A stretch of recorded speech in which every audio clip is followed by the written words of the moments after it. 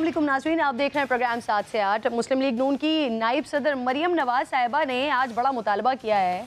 वज़ीर आज़म इमरान खान से इस्तीफ़े का मुतालबा कर रही हैं। गैर कानूनी फंडिंग इकट्ठा करने का जवाब मरियम साहिबा मांग रही हैं। फॉरेन फंडिंग से सियासी जमात तहलील हो जाती है। मरियम नवाज साहिबा मजीद कहती हैं कि जैसे नवाज शरीफ का केस रोज़ाना की बुनियाद पर चलाया गया है, तो इमरान खान के केस की समाअत भी रोज़ाना की बुनियाद पर की जाए। इमरान खान साहब से मुजरिम वाला सलूक किया जाना चाहिए, ये भी फरमाती हैं मरियम नवाज साहिबा। वक्त आ गया है कि पाकिस्तान में इंसाफ का बोलबाला हो। वज़ीर आज़म से इस्तीफ़ा मांगा और अपनी लीक ऑडियो की तस्दीक भी कर गई। वो कह रही हैं कि उनसे माफ़ी मांगी जाए, उनकी ऑडियो क्यों टेप की गई है। एक बात आपने उनसे जरूर करनी है। जी अंकल। एक उनका प्रोग्राम होता है स्कोर कार्ड। जी अंकल। उस स्कोर कार्ड में हसन निसार साहब, आपको पता है, वो हमें बहुत गालियां दी। और अब एक इरशाद भट्टी भी आ गया। एक इरशाद भट्टी इन्होंने ऐड कर लिया, वो भी आपको मालूम है कि बहुत ही घटिया गुफ्तगू। हाँ जी, हाँ जी। मजहर अब्बास साहब जो हैं, उनकी गुफ्तगू में भी टिल्ट हमारे खिलाफ ही होता है, तंज भी होता है, मजाक भी होता है। कोई बंदा वहाँ पे वो नहीं है जिसको ये कहा जाए कि वो हमारा स्पोक्स पर्सन है। और आप मीर शकील साहब से भी करेंगे, पहले मैं इससे अंदर की खबर तो पूछूं ना। उसमें अगर इतना इनबैलेंस प्रोग्राम हो जाएगा, हाँ जी, और इमरान खान के ऊपर अगर एक चेक था तो वो आपने खत्म कर दिया और हमारे ऊपर आपने बता दिया। बिल्कुल। और अंकल ये तो फिर बिल्कुल ही ये एक बायसनेस है ना। पहले तो मेरे से इस बात की माजरत की जाए कि मेरी फ़ोन क्यों टैप किया गया, किसको हक था कि वो मेरी पर्सनल कॉन्वर्सेशन को टैप करे। मैं और परवेज़ रशीद साहब या पाकिस्तान के कोई भी दो शहरी ज़ाती गुफ्तगू में, निजी गुफ्तगू में क्या बात करते हैं, इसके लिए मुझे किसी को कोई जवाब नहीं देना है। वो गवर्नमेंट मिनिस्टर्स को मिली और उन्होंने वो एक चैनल को दी, उसने उसको क्यों ऑन एयर किया, पहले तो मुझसे उसकी माजरत की जाए, फिर मैं आगे बात करूँगी। अच्छा नाज़रीन, जब मरियम से सवाल साबिक चीफ जस्टिस साकिब निसार की ऑडियो से मुतालिक हुआ तो नून लीग ने खूब उछाला इस बात को। तो वो कहती हैं कि उन्होंने किसी की ऑडियो नहीं टेप की भाई, जज अरशद मलिक की वीडियो तो अल्लाह सामने लाया है।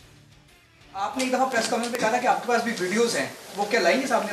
यानी वो जायज़ है टेप करना साकिब निसार की जो ऑडियो? मैंने तो किसी की कोई टेप नहीं की, मैंने किसी की कोई टेप नहीं की। वो नासिर भट्ट तो नून लीग का ही है नहीं, लेकिन वो मैंने नहीं की भाई।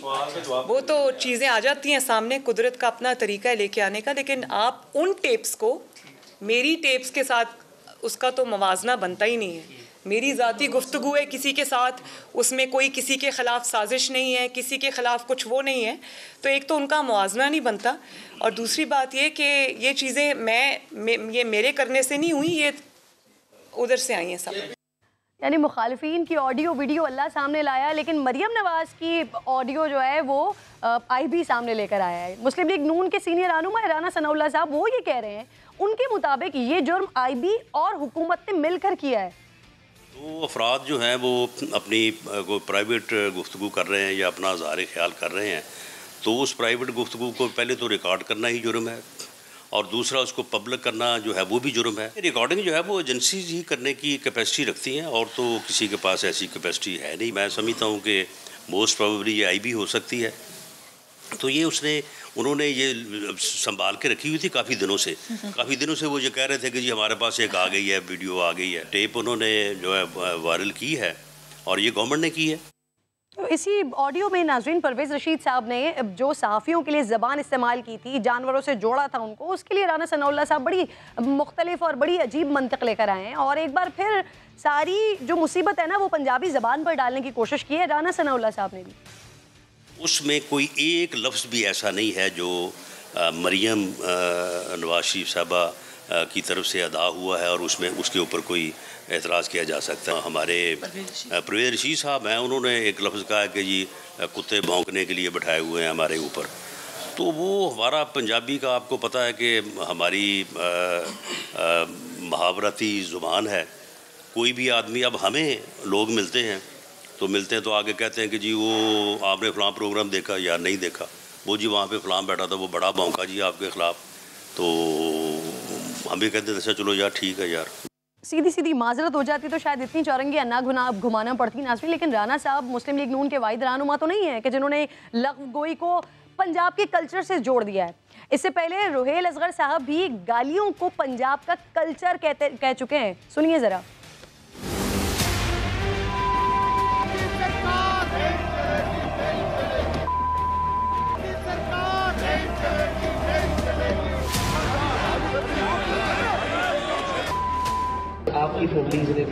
सबकी फैमिलीज ने देखा है कि गालियां देना अच्छा पंजाब का कल्चर और पंजाब का कल्चर और पंजाब का कल्चर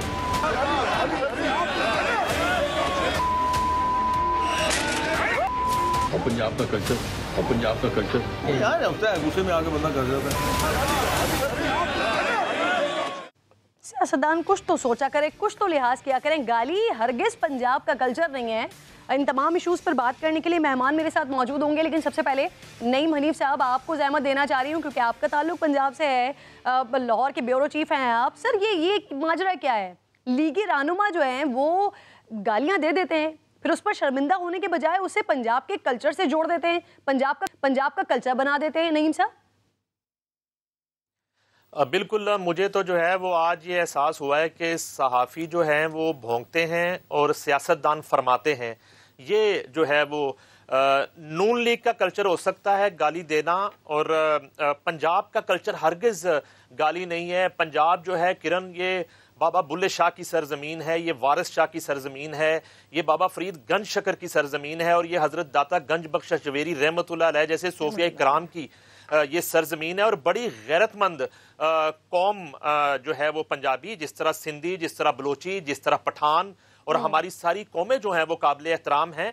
ये बिल्कुल एक नून लीग का कल्चर ज़रूर हो सकता है। और जहाँ तक बात है ये ऑडियो की, और इस ऑडियो पर बिल्कुल आपने सही फरमाया कि अगर माजरत सीधी सीधी कर लेते तो इतना जो है वो वाविला करना और इतने जो है वो अजीब व गरीब तरह के मंतक जो है वो पेश करने की जरूरत नहीं थी।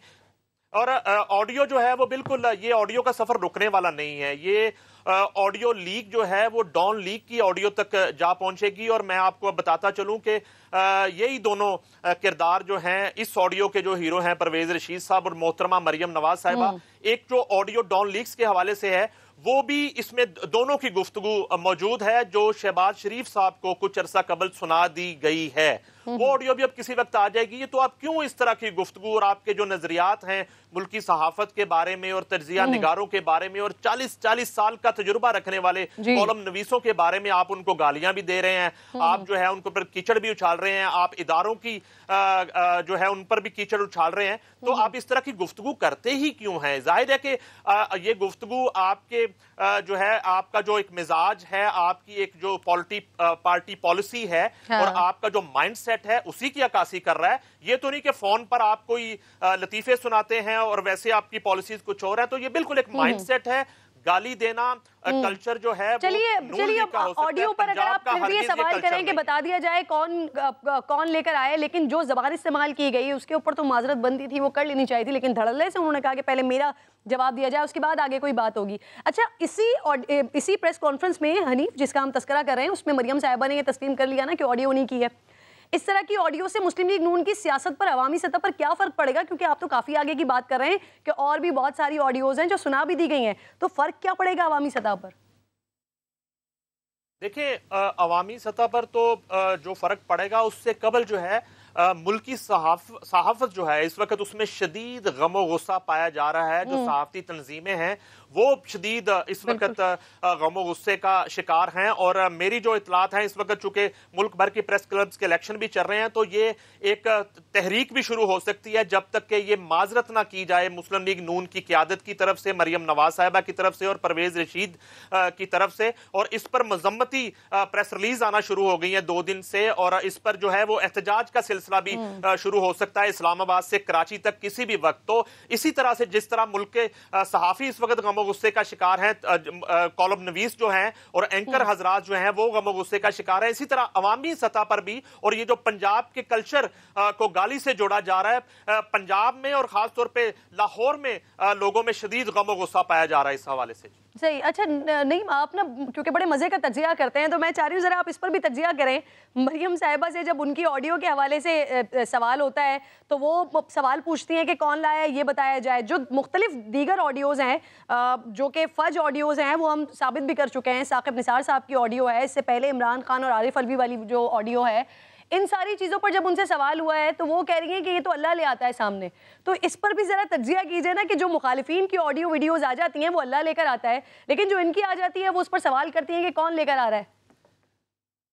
देखिए, आज भी वो जुमला बोल गई जो परवेज रशीद साहब ने नहीं लिखा था। उस स्क्रिप्ट में कि आपने प्रेस कॉन्फ्रेंस में ये बोलना है, और एक प्रेस कॉन्फ्रेंस में भी एक अनस्क्रिप्टेड एक वो जुमला बोल गई जिसकी वजह से उन्हें एतराफ करना पड़ा कि उनकी जो साबका ऑडियो थी वो सही थी, इसलिए कि उनसे सवाल ये हुआ था कि साकिब निसार साहब की ऑडियो जो है आप कह रही हैं कि वो बिल्कुल दुरुस्त है, और आपकी जो ऑडियो तो उनको एतराफ करना पड़ गया जब उन्होंने समा के इश्तिहारात जो पहले नंबर का चैनल था उस वक्त उसके इश्तिहारात रोकने की जब राना सनाउल्लाह साहब भी ज्वाइन कर चुके हैं, मुस्लिम लीग नून के सीनियर रहनुमा हैं, साथ मौजूद हैं। बहुत शुक्रिया राना साहब। पाकिस्तान पीपल्स पार्टी की जानिब से सर मार्च की बात की गई है, उस पर मैंने आपसे तफसीली तौर पर बात करनी है, लेकिन उससे पहले क्योंकि आज आपने प्रेस कॉन्फ्रेंस में जो बात की सर, ये परवेज रशीद साहब ने जो कुछ सहाफ़ियों के लिए कहा सर, उस पर आपने कहा कि ये पंजाब का कल्चर है, मुहावरतन जुमलेबाजी की जाती है, इस्तेमाल किया जाता है। सर, ये नाइंसाफ़ी नहीं है? आप भी अगर इस तरह की बात की जाती है, आप भी उसे पंजाब के कल्चर से जोड़ देते हैं। रुहेल असगर साहब इस किस्म की बात करते हैं, वो इसे पंजाब के कल्चर से जोड़ देते हैं। सर, आप लोगों का खुद वहाँ से ताल्लुक है और आप लोग इस तरह की बात करते हैं, नाइंसाफ़ी नहीं है राना साहब? नहीं, देखिए, मैं बिल्कुल समझता हूँ कि नाइंसाफ़ी है, मैं बिल्कुल ये भी समझता हूँ कि गलत है, लेकिन एक हकीकत का एतराफ़ जो है उसे आप डालें। देखिए, हमारे मुआशरे में, यानी मैं खुद इस बात का विटनेस हूँ कि कोई भी बंदा जो है अगर वो टीवी के ऊपर बैठ के या किसी प्रोग्राम के ऊपर बैठ के हमारे खिलाफ बात करता है, हम जब हल्के में जाते हैं, दोस्तों से मिलते हैं, लोगों से मिलते हैं, तो कोई बंदा ये नहीं कहता कि जी उसने आपके खिलाफ ये बात नहीं कहता, ओ जी आपने देखा, क्या देखा, वो जी बड़ा भौंक रहा था। ये चीजें जो है ये एक इस तरह से रूटीन में लोग करते हैं। राना साहब, एक थड़े पे बात करने वाला और एक सियासी शख्सियत, सर उसमें बड़ा फर्क होता है राना साहब। मैंने कहा कि परवेज रशीद साहब ने भी शायद इसी तरह से कोई सुनी सुनाई या उनके बाद जेल में मौजूद लोग ने कर दी, वरना परवेज रशीद कम से कम वो इंसान वो बंदा है तो वो तो खुदा की कसम किसी को गाली देना या किसी को बुरा भला कहना तो बहुत दूर की बात है, तो किसी से कोई गलत लफ्ज़ भी बोलने का रवादार नहीं होता। चले राना साहब, जिनके बारे में कहा गया उनकी यकीनन दिल आज़ारी हुई है, सहाफ़ती बरादरी की दिल आज़ारी हुई है कि इस तरह से सीनियर रहनुमा हैं पार्टीज़ के, वो इस तरह बात करें, तो सर अखलाकी तौर पर माफ़ी तो मांगनी चाहिए, सर माजरत तो कर लेनी चाहिए राना साहब। नहीं, देखिए, इस वीडियो की बुनियाद पे अगर इस बात को आगे बढ़ाया जाता है या इस बात के ऊपर कोई एक्शन होता है तो फिर मीन्स के आप इस बात को इनकरेज कर रहे हैं कि लोगों की निजी गुफ्तगू जो है, देखिए अगर तो किसी की गुफ्तगू जो है वो क्रिमिनल है, मैं किसी के खिलाफ कोई क्रिमिनल कंस्पिरेसी कर रहा हूँ, मैं किसी के हकूक के खिलाफ कोई प्लानिंग कर रहा हूँ, तो फिर तो वो बात को रेलिवेंट बनती है। लेकिन अगर मैं निजी अपने इजहार ख्याल में कर रहा हूँ अपने किसी दोस्त से, अपने किसी फैमिली मेंबर से, तो उसको अगर टैग करना जो है सही है सर। पर्सनल में बहुत सारे लोग बहुत सारी गुफ्तगू कर जाते हैं, लेकिन सर एक ऐसी चीज सामने आ गई जिससे लोगों की दिल आजारी हो रही होगी, मैं तो उस पर पूछ रही हूँ ना राना साहब, क्या इखलाकी तौर पर माजरत करना बनता नहीं है सर? नहीं, मैं समझता हूँ कि इस स्टेप के ऊपर आपका भी जो है इस बात को आगे बढ़ाना या इस बात को इवन इसे जो है वो बुनियाद बना के कोई भी मुतालबा करना माफी का या ना माफी का, मैं समझता हूँ कि ये बनता ही नहीं है। ये एक ऐसी चीज है जो इट जो है ये नाजायज है, एक नाजायज चीज के ऊपर जो है वो कोई सही। राना साहब, वैसे मुझे अभी इत्तला मिल रही थी कि कुछ सहाफती बरादरी सोच रही है आगे किसी एहतजाज वगैरह की, और उसके बाद ये आप लोगों से मुतालबा किया जाएगा कि इसको तस्लीम किया जाए, माफी मांगी जाए। बहरहाल सर मैं आगे बढ़ रही हूँ। बिलावल भुट्टो जरदारी साहब अभी प्रेस कॉन्फ्रेंस कर रहे थे, सुनी होगी आपने गुफ्तगू। आप लोग सर वेट कर रहे हैं 23 मार्च का, 23 मार्च की डेट आप लोगों ने दी है, बिलावल तो उससे पहले ही आ रहे हैं, पूरा महीना पहले आ रहे हैं, 27 फरवरी को इस्लामाबाद आ रहे हैं। राना साहब, इस बारे में कोई पार्टी का फैसला तो नहीं कर सकता, लेकिन पीडीएम में हम मौजूद हैं दूसरी अपोजिशन जमातों से, लेकिन हम विद इन असेंबली मुतहदा अपोजिशन में भी पीपल्स पार्टी हमारे साथ और हम उनके साथ मौजूद हैं। अगर बिलावल भुट्टो जरदारी ने मियां शहबाज शरीफ साहब से जो उनके भी लीडर ऑफ अपोजिशन है उनसे बात की। नहीं सर, आप ये बात कर रहे हैं जबकि बिलावल तो ये कह रहे हैं कि हमसे तो कुछ पूछा ही नहीं गया, हमें बताया ही नहीं गया, हमसे मुशावरत ही नहीं की गई लॉन्ग मार्च के हवाले से, इसीलिए वो फिर अपने अलग ट्रैक पे निकल रहे हैं। सर चलो देखें, वो अब क्योंकि पहले निकल रहे हैं, वो साइड से निकल रहे हैं, हम 23 मार्च की बात करते हैं, तो अगर वो पहले निकल रहे हैं और उसके बारे में वो लीडर ऑफ अपोजिशन से बात करते हैं और अगर मियां शहबाज शरीफ साहब ने उनकी बात को मुनासिब जाना तो इसमें पीएमएलएन शामिल हो सकती है। अच्छा, ये मुमकिन है सर? बड़ी बात कर रहे हैं आप, ये मुमकिन है कि ये मर्जर हो जाए 27 फरवरी को सर? बिल्कुल मुमकिन है, क्योंकि लीडर ऑफ द अपोजिशन जो है इस वक्त मुल्क के, वो मियां शहबाज शरीफ है, वो पीएमएलएन के सदर हैं, और वो बिलावल भुट्टो जरदारी के भी अपोजिशन लीडर हैं। मुत्तहिदा अपोजिशन में बिलावल भुट्टो जरदारी साहब जो है वो हमेशा मियां शहबाज शरीफ के ऊपर एतमाद का इजहार करते हैं। तो अगर वो बात करेंगे उनसे, तो मेरा तो ख्याल है कि उस बात का बड़ा वजन होगा और मियां शहबाज शरीफ साहब उसको इंडोर्स कर सकते हैं। सर अब इस पर गौर किया जा रहा है, बात की जा रही है, आप बड़ी ब्रेकिंग न्यूज़ ये दे रहे हैं कि इसके ऊपर ये मर्जर हो सकता है, जो 27 फरवरी का ऐलान पाकिस्तान पीपल्स पार्टी की तरफ से किया जा रहा है, और मुस्लिम लीग नून या पीडीएम ये 23 मार्च को निकलने की बात कर रही है। बहुत बहुत शुक्रिया राना सनाउल्लाह साहब, प्रोग्राम में आप मेरे साथ मौजूद थे, और गालिबन शल साहब मुझे ज्वाइन कर चुके हैं, मुआविन खुसूसी हैं। शहबाज गिल साहब, अस्सलाम वालेकुम। जी वालेकुम सलाम। सर खैरियत से हैं आप? गिल साहब, कहाँ से बात का आगाज़ करूं सर? आज तो हुकूमत पर बरसात ही हो गई है। मरियम नवाज साहिबा इस्तीफे का मुतालबा कर रही हैं वज़ीर आज़म साहब से, राना सनाउल्लाह साहब इदारों से कह रहे हैं हुकूमत गिरा दो, बिलावल नए इंतखाबात का मुतालबा कर रहे हैं। अचानक ऑपोजिशन को पावर कहाँ से मिलने लगी है गिल साहब? बिस्मिल्लाहिर्रहमानिर्रहीम, आपका बहुत शुक्रिया। देखिए, सबसे पहले तो एक ये भी अच्छी बात पता चली, हुकूमत पे तो जो बचा आप पे भी आज हो गई। अच्छा पता चला कि पंजाब का कल्चर है किसी को कुत्ते की तरह भौंकना कहना, तो अब अगर मुस्लिम लीग नून के किसी बंदे को कहा जाए कि कुत्ते की तरह भौंकता है, तो ये अब गुस्सा नहीं करना चाहिए, क्योंकि अभी राणा साहब हमें बता के गए हैं, राणा साहब अभी बता के, मुझे हंसी आ रही है, अभी बता के गए राणा साहब के पंजाब के कल्चर में शामिल है कि वो बंदा बहुत भौंक रहा था। राणा साहब ने हमें बताया, वैसे हम तो पता नहीं किस पंजाब में रहते हैं, ऐसा नहीं है। हाँ, ये सच है कि लोग गाली गलोच करते हैं, लेकिन उस गाली गलोच को हमेशा बुरा समझा जाता है। हर शख्स उसको बुरा समझता है और वो बुरी बात है। ये कि हमारे मुंह से कभी नहीं गाली निकली होगी, बिल्कुल निकलती है और उसको बुरा समझा जाता है अपने दिल में भी, और अगर कभी निकले तो सब। लेकिन आपकी अगर कोई चीज़ पब्लिक हो जाए, आप दो स्टैंडर्ड्स कैसे रख सकते हैं? एक तरफ आपके शौहरे मोहतरम लोगों को ये धमकियां देते हैं कि आपकी बाथरूम की वीडियोस, अब बाथरूम में तो इंसान कपड़ों के बगैर होता है, बाथरूम की वीडियोस, आपकी स्विमिंग पूल की वीडियोस हम ला रहे हैं, हमारे पास हैं, आएंगी, तो उस पे तो शर्मिंदगी नहीं है, वो तो लोगों की निजी चीज़ नहीं है कि आप नंगी वीडियोस लोगों की लाएं, जजेस की, आम लोगों की, मुखालफिन की, तो उस पे आपको शर्म नहीं है। लेकिन अगर आपने मीडिया के सीनियर लोगों को कुत्ते की तरह भौंकने का कह दिया और वो ऑडियो सामने आ गई, तो अब आप महारानी को बजाय आपने माजरत करनी हो, आपकी हाइनेस जो है वो इतनी बड़ी है कि आप उल्टा लोगों से कह रही हैं कि माजरत करें जिसने मेरी वीडियो रिकॉर्ड की है। बिल्कुल ये बात दुरुस्त है। शहबाज गिल साहब, मैं रिक्वेस्ट करती हूँ सर, आप खुद भी इस चीज पर मजम्मत कर रहे हैं वर्ड्स पर, लेकिन आप दोहराएं भी नहीं सर, अच्छा नहीं लग रहा सर ऑन एयर प्लीज। नहीं, लेकिन वो आपको मेरा कहना तो दोहराना अच्छा नहीं लग रहा। जिन्होंने कहा, मैं तो उनकी बात बता रहा हूँ। नहीं सर, मैं तो आपके बारे में, उनको भी तो हमने गलत ही कहा ना। आप बिल्कुल इस बात को गलत कह रहे हैं, लेकिन वो दोहरा रहे हैं सर, वो भी स्क्रीन के ऊपर नहीं अच्छा लग रहा। मेरी बात गिल साहब जी। नहीं, मैं दोहरा बिल्कुल नहीं रहा। मुझे तो बड़ी तकलीफ हो रही है जो उन्होंने कहा।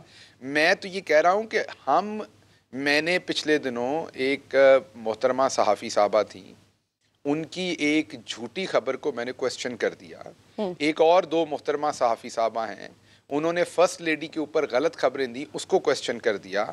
तो मेरे बहुत ही मोहतरम बुजुर्ग हैं नासिर जैदी साहब इस्लामाबाद में, उन्होंने मेरे खिलाफ इतना लंबा पलंदा निकाल दिया कि आपकी प्रेस कॉन्फ्रेंसेस का बाइकाट किया जाएगा, आपने ये गलत खबर कह के आपने हरासमेंट कर दी ऑनलाइन, आपको प्रेस क्लब में दाखिल नहीं होने दिया जाएगा, सिर्फ इसलिए कि मैं मिडिल क्लास का हूँ, सिर्फ इसलिए कि मैं शरीफ फैमिली से नहीं हूँ, मैं कोई फ्यूडल नहीं हूँ, मैं कोई बड़े ख़ानदान से पॉलिटिकल से नहीं आया। इसलिए नासिर जैदी साहब ने, जो मेरे बुज़ुर्ग हैं, मैं उनका एहतराम करता हूँ, या दूसरी मीडिया तंजीमों ने मेरे ख़िलाफ़ वो निकाल दिया पर्चा। आज मरियम सफदर कह रही हैं सीनियर सहाफ़ियों को और परवेज़ रशीद साहब कि वो कुत्ते की तरह भौंक रहे हैं, तो आपको तौफीक नहीं हुई एक फुसफुसी जो मजम्मत इशू करने के अलावा आज आपने उनकी प्रेस कॉन्फ्रेंस का बाइकाट क्यों नहीं किया?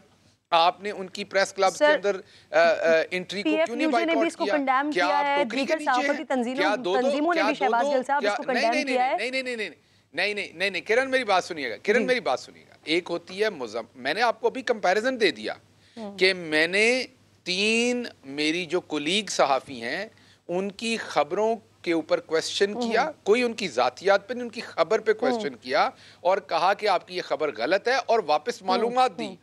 अगले दिन नासिर जैदी साहब जो मेरे बुजुर्ग हैं, मैं उनका एहतराम करता हूं, मैं बार बार ये कह रहा हूं, उन्होंने और उनकी पूरी बॉडी ने इतना लंबा पलंदा निकाला मेरे खिलाफ कि हरासमेंट कर दी, प्राइम मिनिस्टर को इनसे रेजिग्नेशन ले लेना चाहिए, इन्हें प्रेस क्लब में नहीं आने दिया जाएगा, इनके ऊपर ये पाबंदी लग गई। तो मरियम सफदर मुबर्रा आपकी बात क्लियर हो गई, बिल्कुल सामने आ गई। इनफैक्ट अभी मुझे हमारे ब्यूरो चीफ बता रहे थे कि आगे कोई एहतजाज वगैरह का भी प्लान किया जा रहा है सहाफती बिरादरी की जानिब से इस इशू पर। अब मेरे सवाल का भी जवाब दीजिए ना, ये इतनी बता देता हूँ ना किरण, एक बात सुनिए, जो बंदा टोकरे के नीचे बैठा हो वो कुछ नहीं कर सकता।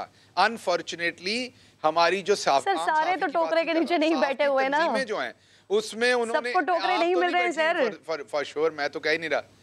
मैं आपसे 100% एग्री कर रहा हूँ कि नहीं मिल रहे।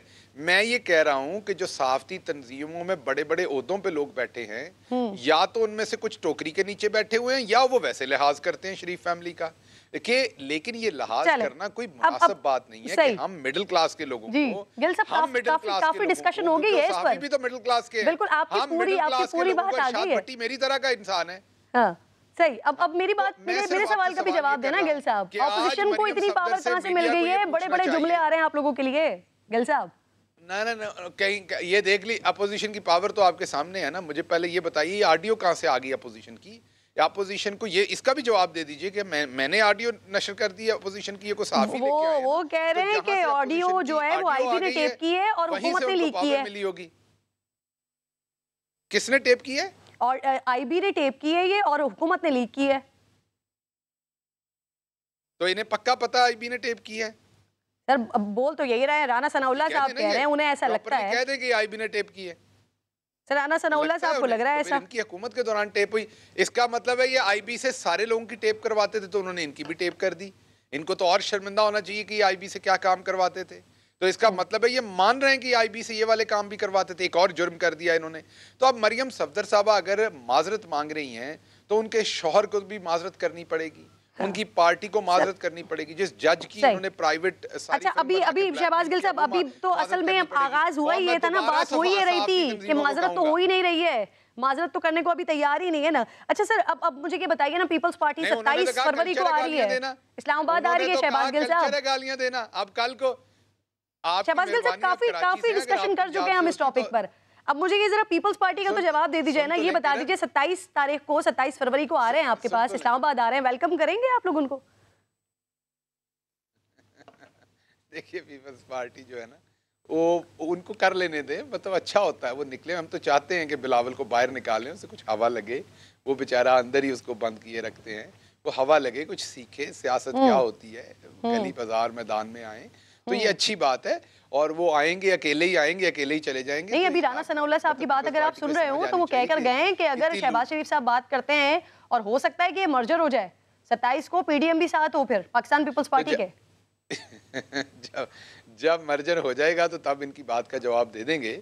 लेकिन एक बात तय है कि कम से कम एक बात तय है कि कम से कम एक बात में ये मुश्तरक हैं दोनों पार्टियां। अभी आपने कहा ना इनका मर्जर हो जाए, और किसी चीज पे मर्जर हो या ना हो, एक बात पे मर्जर है और वो है कुत्ते की तरह भौंकने पे। बिलावल जरदारी साहब ने भी यही वर्ड यूज किए थे और उसके बाद नून ने भी यही वर्ड। तो एक काम पे ये पक्के हैं कि मिडिल क्लास का बंदा जो इनसे सवाल करेगा उसको ये कुत्ते की तरह भौंकना कहेंगे। तो ये एक बात के ऊपर ये बिल्कुल इकट्ठे हैं और किसी एहतजाज पे इकट्ठे होना हो ना। जब बिलावल बोला तब सहाफती तंजीमें जागी, ना जब मरियम सफदर बोलनी तब सहाफती तंजीमें जागी। तो मेरी 10 ब10 सहाफती तंजीमों से गुजारिश है कि जो रद्द अमल आप हमारे सिर्फ झूठी खबर पे सवाल करने पे देते हैं, आप कुत्ते की तरह भौंकने पे कम से कम उतना रद्द अमल तो दें। अगर आप नहीं देंगे, तो मैं आपको हर रोज याद करवाऊंगा। गिल साहब मुझे ये बताइए, मुस्लिम लीग नून, मैं आपको हर रोज ये बात याद करूंगा। अब यकीन कीजिए हम काफी तवील डिस्कशन कर चुके हैं इस एक टॉपिक पर। मुझे बताइए, मुस्लिम लीग नून दावा कर रही है कि नवाज शरीफ की वापसी 2008 की तरह 10 दिन में ही नाअहली भी खत्म हो जाएगी।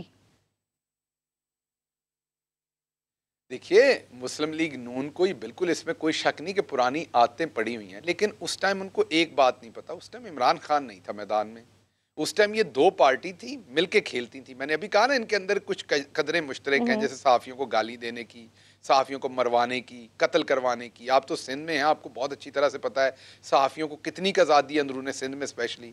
आपको बड़ी अच्छी तरह से पता है कि आपने कितनी मुश्किलात में सहाफ़त की होगी, ये आप जानती होंगी, आपका खुदा जानता होगा कि जब आप कोई ख़बर करती हैं तो आप पे कौन कौन से प्रेशर आते होंगे। तो आप लोग इनके सारे कार्रवाई को जानते हैं, ये यहीं रहे हुए हैं सारी ज़िंदगी। लेकिन एक बात याद रखिएगा, तब ये टू पार्टी थी, ये मिलके खेलते थे एक दूसरे के साथ। अब इमरान खान है, इमरान खान हुकूमत में हो या इमरान खान अपोजिशन में हो, एनआरओ नहीं लेने देगा। आपको लगता है कि हम हुकूमत में हो या अपोजिशन में हो तो चुप करके बैठ जाएंगे?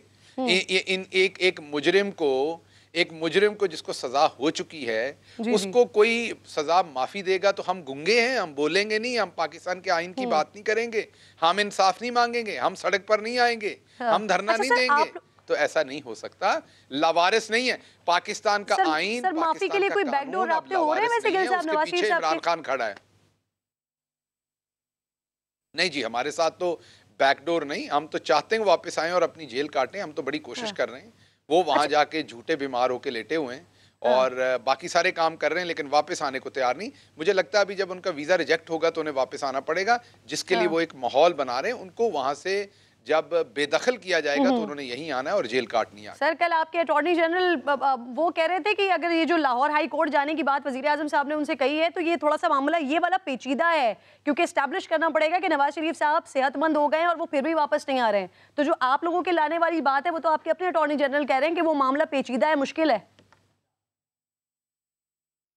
नहीं, देखिए, उन्होंने नामुमकिन तो नहीं कहा ना, पेचीदा और मुश्किल कहा। बिल्कुल कानूनी मामला करना पड़ेगा ना कि नवाज शरीफ साहब वाकई बीमार नहीं है, वो सही है वहां पर। आपके पास आप सहाफ़ी हैं, आपको इस बात का मेरे से ज़्यादा इदराक है कि बहुत दफ़ा पेचीदा और मुश्किल सवाल होते हैं, लेकिन आप फिर भी पूछती हैं, पूछने पड़ते हैं तो करने पड़ते हैं। या रिपोर्टिंग आप कई दफ़ा बड़े पेचीदा और मुश्किल हालात में करती हैं तो इंसान को करने पड़ते हैं काम। हम भी करेंगे, पेचीदा है, मुश्किल है, लेकिन उसकी समझ चलेंगे, करेंगे वो काम। सही। अच्छा सर, ये मुमताज़ मुस्लिम के मामले पर ऑपोजिशन एतराज़ कर रही है कि वो पीटीआई के बड़े डोनर हैं और उन्हें होटल का ठेका दिया गया है। गिल साहब, देखिए, बात यह है कि होटल का ठेका तो एक ओपन नीलामी में एक ज़मीन नीलाम हुई और वो दे दिया गया। अब कल को पाकिस्तान में मैरियट होटल बना हुआ है, फैसलाबाद में सरीना होटल बना हुआ है, लाहौर में अपना भूरबन में पीसी भूरबन बना हुआ है। इन सब ने ठेके जीते हुए हैं। तो क्या कल को मैं इस पर भी सवाल उठा दूंगा? क्या मैं कह दूंगा कि इन्होंने गलत लिया या सही लिया? एक बंदा ओपन है। ये जितने शहरों के अंदर पेट्रोल पंप्स हैं, कराची में, लाहौर में, फैसलाबाद में, हर जगह पर, ये कोई पुलिस की ज़मीन पे होता है, कोई रेलवे की ज़मीन पे होता है, इसकी बिडिंग होती है, उसके बाद लोग जीतते हैं उस बिडिंग को। हमारी तो वाहिद जमात है जिसने आके जो 50-50 हज़ार के अंदर अपने लोगों को इन्होंने दिए हुए थे पेट्रोल पंप, आज वो 25-25 लाख पे है। मैं दोबारा रिपीट कर रहा हूँ, जिसका किराया 50,000 लाख रुपया था, आज वो 25-25 लाख पे लीज हुए हैं। इसी तरीके से एक ओपन नीलामी हुई जिसमें मुमताज़ मुस्लिम साहब ने भी हिस्सा लिया, दूसरे लोगों ने भी लिया। जो सबसे बेहतरीन बिड मिली उस पर उनको वो चीज़ मिल गई। अगर वो ओपन नीलामी के साथ नहीं हुई, मेरिट पे नहीं हुई, तो बिल्कुल बहुत बड़ा जुल्म हुआ। फिर वो क्वेश्चनेबल हो जाता है। ठीक है। अच्छा, गिल साहब, आप मेरे साथ ही मौजूद हैं। लेकिन अगर नहीं हुआ ऐसा, अगर ऐसा नहीं हुआ तो जियो ग्रुप जो इनके साथ मिलके ये सब कुछ कर रहा है, उनको रिकंसिडर करनी चाहिए अपनी सहाफत। जिस तरीके की उन्होंने हेडलाइन बनाई, जिस तरीके से उन्होंने बगैर किसी से राब्ता किए हुए ये कॉन्कॉर्डेड स्टोरी फाइल की, प्रिंट की दी न्यूज में, उसके बाद सारा दिन जियो टीवी के ऊपर चलाई। ठीक, गिल साहब, आपका पॉइंट ऑफ व्यू आ गया और आपने इसके दोनों एस्पेक्ट्स बता दिए। सर, आप मेरे साथ ही मौजूद हैं। गिल साहब, आप मेरे साथ ही मौजूद हैं। एक और भी बड़ा मामफोर्स जिसके बारे में आप लोगों की तरफ से बड़ी बातें की जाती रही और इसके ऊपर तनकीद भी बड़ी होती रही। 1 साल के बाद उसकी सिचुएशन क्या है, जरा मैंने इस पर आपसे बात करनी, बल्कि 2 साल हो गए हैं। इसके बाद पहले कि देख लीजिए, फिर नाज़रीन को बताते भी और आपसे सवाल पूछते भी। तो मार्च 2020 में वज़ीर आज़म इमरान खान ने रज़ाकारों पर मुश्तमिल टाइगर फोर्स बनाने का ऐलान किया और इस फोर्स के क़याम को हकीकी तब्दीली का नाम दिया था। वो टाइगर्स जिन्हें आटे चीनी की कीमतें कंट्रोल करवानी थी, माफिया की निशानदेही करनी थी, ज़ख़ीरा अंदोज़ों की मुखबरी करनी थी, गली महल्लों में सफाई सुथराई और यूटिलिटी स्टोर्स की निगरानी करनी थी, अवामी नौइयत के मामलात की शिकायत दर्ज करवानी थी, टिड्डी दल के खात्मे और कोरोना SOPs पर अमल दरामद भी टाइगर फोर्स ने ही करवाना था। लेकिन अब ऐसा लगता है कि हुकूमत की टाइगर्स ने कोई सुलेमानी टोपी पहनी हुई है, क्योंकि 1 साल के दौरान टाइगर फोर्स का कोई काम एटलीस्ट मेरी नज़र से तो नहीं गुजरा। टाइगर फोर्स का पोर्टल जहां उनकी कारकर्दगी को ऑनलाइन शाया किया जाना था, इसका ऐलान किया गया था, वहां भी गुज़िश्ता साल की कोई रिपोर्ट मौजूद नहीं है। हुकूमत के मुताबिक इस फोर्स में 10 लाख नौजवानों ने रजिस्ट्रेशन करवाई, लेकिन क्या शहरियों को 2021 में कोई टाइगर फोर्स का रजाकार कहीं नज़र आया? सबसे पहले लाहौर का हाल हमने जानने की कोशिश की, देखिए ज़रा। वज़ीर आज़म पाकिस्तान इमरान खान ने टाइगर फोर्स को हकीकी तब्दीली कहा, मगर क्या ये टाइगर फोर्स कभी मार्केट्स के अंदर कभी नजर भी आई? क्या इन्होंने कोई काम भी किया? आइए चलते हैं लाहौर की मुख्तलिफ मार्केट्स के अंदर और वहां पर चलकर ही जानते हैं कि क्या मामला है। अभी तक तो नहीं देखी, ना कोई आया ना कोई पूछने, कभी सुना नहीं कि कौन सी टाइगर फोर्स है, कौन सी है, कभी इनको देखा ही नहीं। मार्केट में किसी मोहल्ले में कई जगह भी उनको अभी तक हमने देखा नहीं है, वो है कौन ये भी नहीं पता। सुना जरूर था जी टाइगर फोर्स आएगी, ये करेंगे वो करेंगे, कुछ भी नहीं आए तक, किसी शॉप पे नहीं, किसी मार्केट में नहीं, कहीं पे नहीं देखी। यहाँ तो लोग अपनी मर्जी से महंगाई करते हैं और सुबह एक और दोपहर कुछ और रेट, शाम को और रेट, हर बंदे की अपनी अपनी मर्जी है। टाइगर फोर्स का तो नाम है, लेकिन आज तक हमने देखा नहीं है कि वो है क्या। ना कोई SOPs के हवाले से कोई बंदा यहाँ आया कोई टाइगर फोर्स का कि जी आप ऐसा करें, आप ये SOP करें, आप ये सैनिटाइजर इस्तेमाल करें या मास्क लगाएं, हमने तो आज तक कोई नहीं देखा। टाइगर फोर्स का तो कोई बंदा नहीं मार्केट में आया और ना ही किसी ने पूछा है कि महंगाई क्या चल रही है। कोई चीज़ किसी के कंट्रोल में नहीं है, कोई इस पे अमल दरामद नहीं हुआ और ये मेरे ख्याल से बस ऐसे ही एक पेपर वर्क था और उन्होंने बस एडवर्टाइजमेंट किया और ख़त्म कर दिया उसको। कारोबारी अफराद टाइगर फोर्स के मंसूबे को कितना मौसर समझते हैं, लाहौर चैम्बर ऑफ कॉमर्स के नायब सदर से ही जान लेते हैं। जब हुकूमती मशीनरी अपना काम ना कर सके और उसके बाद प्राइवेट इंडिविजुअल से आपने काम कराना तो ये नारकी की सूरत हाल होगी। एक ताजिर के ऊपर टाइगर फोर्स के थ्रू आप इम्प्लीमेंटेशन कराना चाहें प्राइस कंट्रोल। आपके दीगर शहरों में लोग क्या कहते हैं, ज़रा वो भी सुन लीजिए ताकि बात करने में आसानी हो। सुना था कि टाइगर फोर्स लगेगी, काम कराएगी, SOP पे अमल दरामद कराएगी, लेकिन हमने नहीं देखा टाइगर फोर्स कभी भी आई हो। नाम सुना लेकिन काम करते नहीं देखा। ये जो फोर्स अब बनाई गई है हमने तो आज तक आठों बाजारों में नहीं देखी। सिर्फ ये मीडिया की हद तक ही हमने इनको देखा था कि भी ये टाइगर फोर्स तैयार कर रहे हैं और उनको बाकायदा उन्होंने यूनिफॉर्म्स भी दी और हायरिंग भी की कुछ यंगस्टर्स की, शायद कि भी ये कोई प्राइस कंट्रोल या वैसे भी जो कुछ इश्यूज़ पे करना होगा कंट्रोल उन्होंने वो करेंगे, लेकिन हमें मार्केट में कभी नज़र नहीं आए। टाइगर फोर्स सिर्फ नाम सुना है, उसके बाद खली बली ना वो नज़र आई है ना हमने कुछ देखा है। टाइगर फोर्स है क्या चीज़? नहीं जी, टाइगर फोर्स तो नज़र ही नहीं आती। अव्वल तो हम तो देखते ही नहीं है टाइगर फोर्स है कहाँ पर। ना कोई देखा है अभी तक, कोई इस तरह एंट्री आई हो हमारी दुकान में, किसी ने हमारे साथ कोई शेयरिंग की हो टाइगर फोर्स के बारे में, तो सर कोई इस तरह कुछ नहीं देखा है हमने अभी तक। भाईजान ये टाइगर फोर्स क्या है आपके, ये तो आपसे हमने सुना है, इसके बारे में तो कुछ मालूमात नहीं है हमको। हाँ ना, वो तो मैं कह रहा हूँ टाइगर फोर्स क्या चीज़ है हम तो जानता भी नहीं है। गिल साहब, मैं कोई सवाल नहीं करती सर, अवाम के गिले शिकवे सुन लिए आपने। कहाँ है सर वो टाइगर फोर्स, जवाब दीजिए सर। अच्छा मैं बताता हूँ। देखिए बात ये है, आपने सुना होगा जब डेफिनेटली आप स्कूल में होंगी, तो हम भी स्कूल में जब थे या कॉलेज में थे तो NCC की ट्रेनिंग होती थी। हम सब NCC की ट्रेनिंग करते थे। मोर देन 90% जितने भी कॉलेज में स्टूडेंट होते थे वो तमाम स्कूल और कॉलेज के बच्चे जो थे वो NCC की ट्रेनिंग करते थे, लड़के लड़कियां तमाम लोग।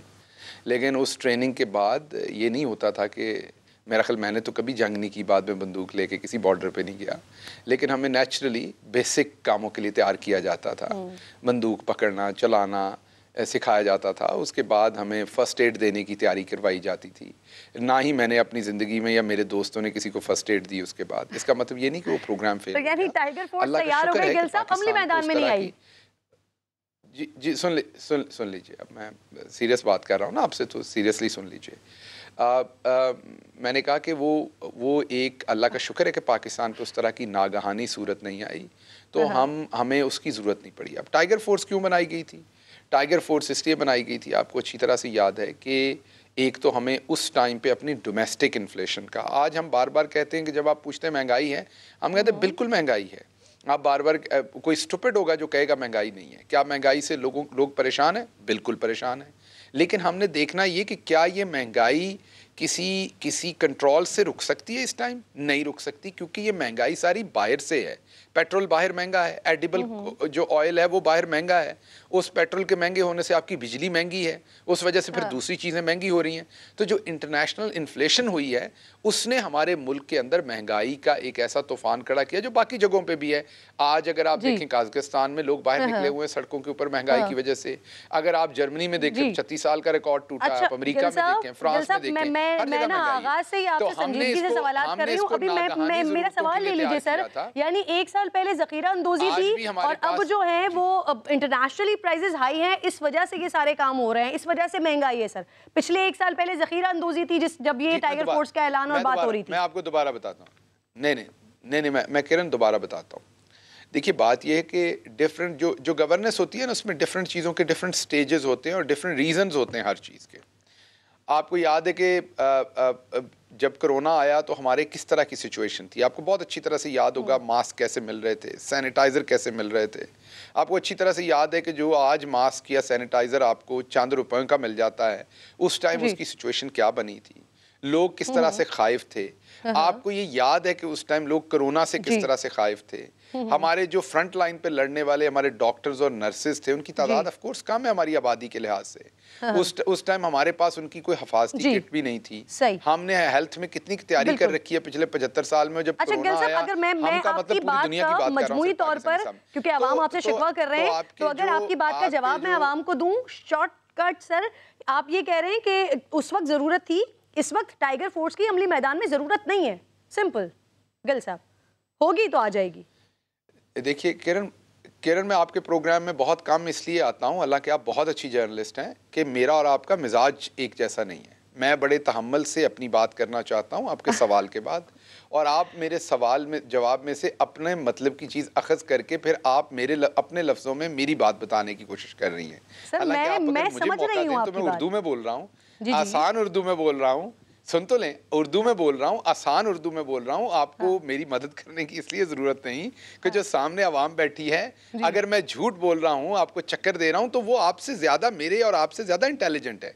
उन्हें बिल्कुल नजर आएगा कि डॉक्टर शहबाज बिल्कुल सही कह रहे हैं आप, बिल्कुल सही कह रहे हैं। जो बात आपने की है जवाब नहीं है, कैमरा हर चीज को निथार के दिखा देता है। बिल्कुल आप दुरुस्त कह रहे हैं, बिल्कुल आप दुरुस्त कह रहे हैं गिल साहब। जो आपने कहा है वो आवाम खुद समझ जाएगी कि आपने टाइगर फोर्स के बारे में क्या बताया। Thank you very much sir. मेरी ख्वाहिश होती करें सर प्रोग्राम में, ताकि बातचीत होती रहे। एक छोटा सा ब्रेक ले रही हूँ नाज़रीन, ब्रेक के बाद वापस आती हूँ।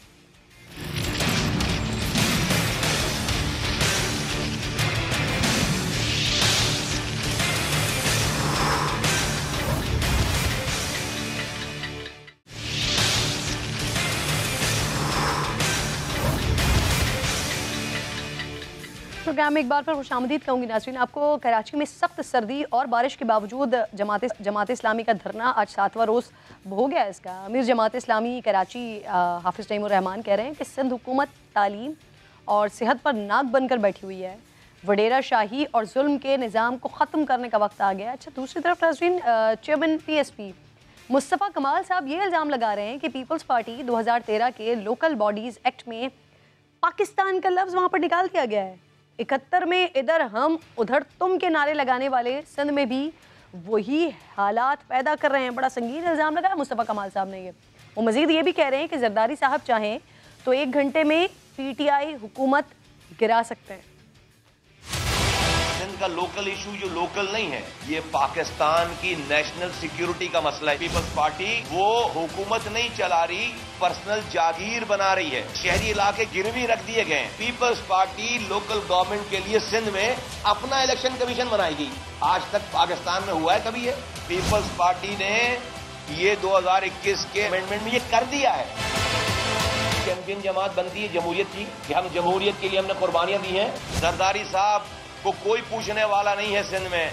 अगर उनको रोका और उनको टोका तो वो कहीं जाकर जो है वो PMLN से हाथ मिलाकर PTI की हुकूमत खत्म ना कर दें। सबको पता है कि आज PTI की हुकूमत जरदारी साहब की मरून मिन्नत है।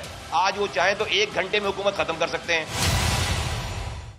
मुस्तफ़ा कमाल साहब की तरफ से काफ़ी संगीन इल्ज़ामात लगाए जा रहे हैं। दूसरी तरफ जमात इस्लामी इस बात पर डटी हुई है कि जब तक ये जो बल्दियाती एक्ट है इसे चेंज नहीं कर दिया जाता, जो उनके मुताबिक जो गस्ब करने की कोशिश की जा रही है जिन हुकूक को, अगर वो रिवर्स नहीं कर दिए जाते तब तक जमात इस्लामी का ये धरना जारी रहेगा। पिछले 7 रोज़ यानी 31 दिसंबर से ये धरना हो रहा है, आज 7वां रोज़ है। लेकिन सवाल ये है कि अब तक चलिए सियासी मुखालिफत अपनी जगह, लेकिन इखलाकी जवाब भी बनता है कि सख्त सर्दी है, बारिश हो रही है, ख़वातीन भी हैं यहाँ पर, बच्चे भी हैं यहाँ पर, बड़ी तादाद में बुज़ुर्ग लोग भी यहाँ पर मौजूद हैं।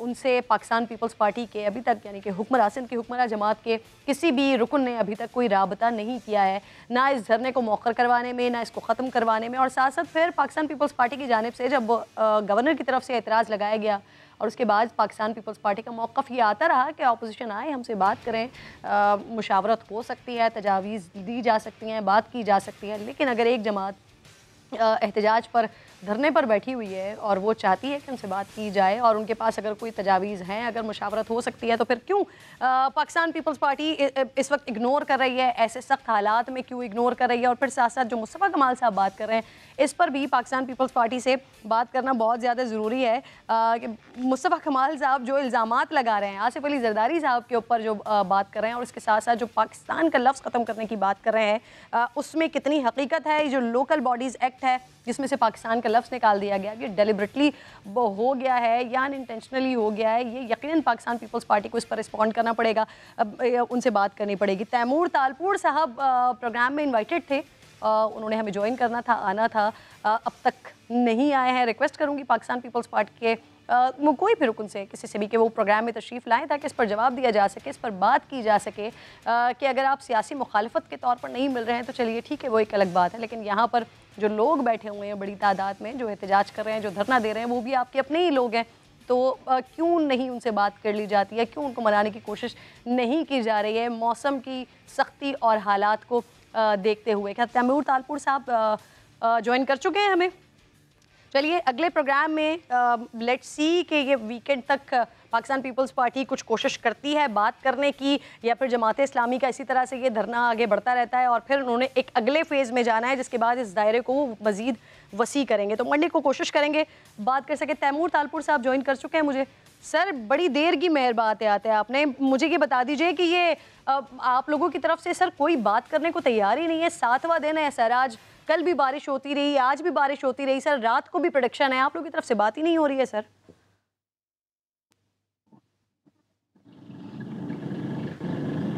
तैमूर साहब